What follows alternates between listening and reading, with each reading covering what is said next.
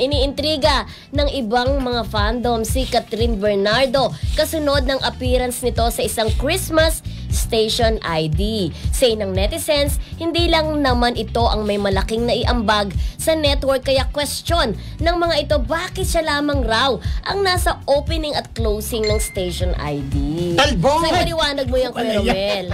Ikaw pala Actually, yan. napanood ko nga. Ay, dalawa. Alam mo, dati kasi, ito nakumpara ko lang di ba, sinasabing si Chris Aquino dati, Reyna sa ABS-CBN, Sharon Cuneta, sino pa nag-Reyna-Reynahan dyan? Sina Judy Ann Santos, di ba? Pero, yung ginawa kay Catherine Bernardo sa Christmas ID, hindi ginawa doon sa mga nabanggit ko, BFF. Correct.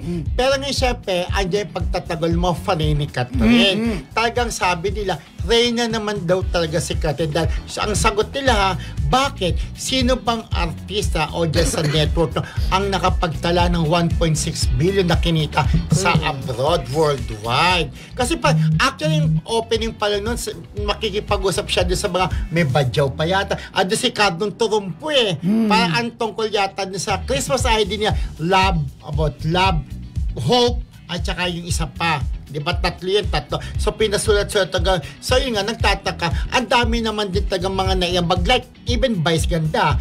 Kim Chu. Correct, Vice Ganda. Kumbaga, ayan yung mga ano. Kaya lang, syempre, choice yun di ba? Choice yun ng network nila. Pero talaga, BFF, hindi talaga maiiwasan talaga na intrigahin yun. Kasi nga naman, bakit?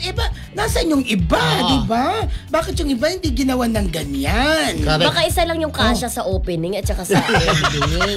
Kasi di ba syempre nag-brainstorming naman yung mga yan, nag-uusap diba? sila, no? Nag-usap sila. Totoo yung mga fandom, hindi natin masisisi talaga, di ba? Na, teka muna, may naiambag din to ng, sa network na yun, di ba? So, yun nga, maintindihan din naman natin sila. Kaya lang yun nga, ang choice ng management. Diba? Wala tayong magagawa. Pero kung wala akong nakita pag-agal yung mga Kim Pao pa kung tutusin, sila din dapat sikat na sikat ng Kim Pao, di ba?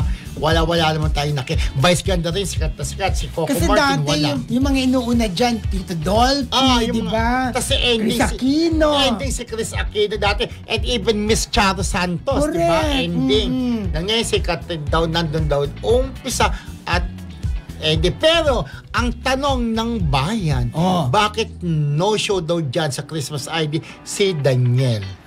Yun. Sikat na sikat. Alamin natin yan. Alamin natin yan bukas. No?